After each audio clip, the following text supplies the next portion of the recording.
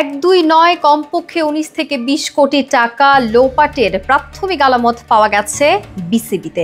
মুজিব বর্ষে বিসিবিতে ব্যয় দেখানো ২৫ কোটি, অথচ প্রমাণ মাত্র ৭ কোটির।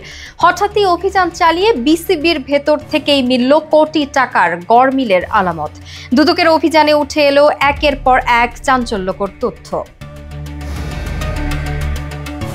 ১৫ এপ্রিল দুপুরে মিরপুর শেরে বাংলা স্টেডিয়ামে অবস্থিত বাংলাদেশ ক্রিকেট বোর্ডের প্রধান কার্যালয়ে অভিযান চালায় দুর্নীতি দমন কমিশন।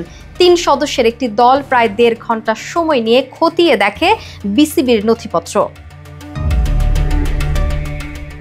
অভিযান শেষে দুদকের সহকারী পরিচালক আল আমিন জানান, মুজিব বর্ষ উপলক্ষে বরাদ্দ ছিল ১৫ কোটি টাকা, কিন্তু ব্যয় দেখানো হয়েছে ২৫ কোটি, অথচ হিসাব দিতে পেরেছে মাত্র ৭ কোটি টাকার ডকুমেন্ট।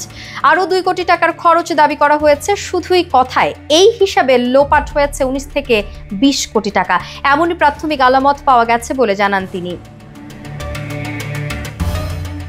এছাড়াও সন্দেহ তৈরি করেছে বিসিবির ঘরোয়া ক্রিকেট টুর্নামেন্ট ব্যবস্থাপনা। তৃতীয় বিভাগ বাছাইয়ে যেখানে আগে অংশ নিত ২ থেকে ৩টি দল, এবার সেখানে খেলছে ৭টি দল। দুদকের প্রশ্ন, এটা কি শুধু এন্ট্রি ফি কমানোর কারণে, নাকি এর পেছনে আছে অন্য কোনো স্বার্থ? সবচেয়ে চোখে পড়েছে বিপিএল আয় সংক্রান্ত তথ্য। প্রথম ৮টি আসরে টিকিট বিক্রি থেকে আয় হয়েছিল মোট ১৫ কোটি টাকা, কিন্তু একাদশ আসরেই আয় দেখানো হয়েছে ১৩ কোটি।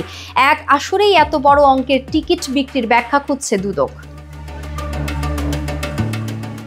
দুদকের তদন্ত এখনো চলমান, তবে প্রাথমিক আলামতই যদি এমন হয়, তবে সামনে আসতে পারে আরও বিস্ফোরক তথ্য।